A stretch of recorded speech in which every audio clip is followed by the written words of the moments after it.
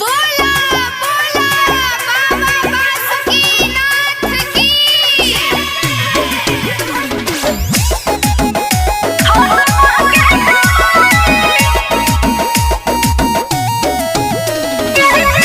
Aryan studio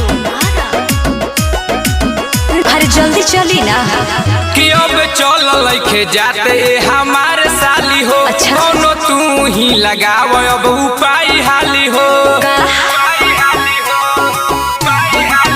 कि अब चल लइके जाते हमारे साली हो। कोनो तू ही लगाव अब उपाय हाली हो।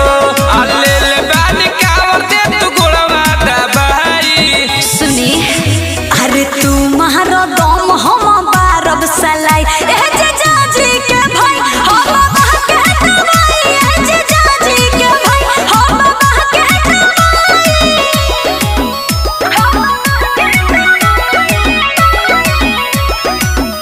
म्यूजिक बाय अभय पापा।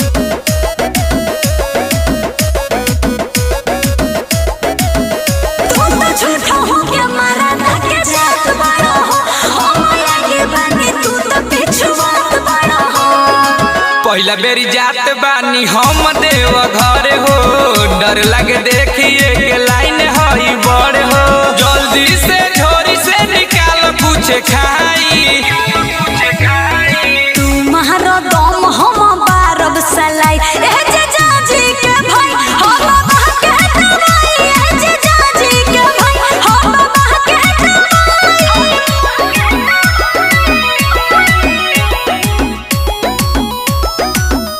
म्यूजिक बाय अभय पापा।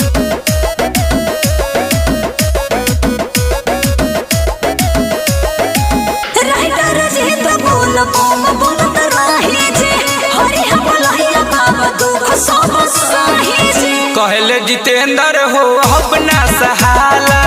परल पावे छाला हो चल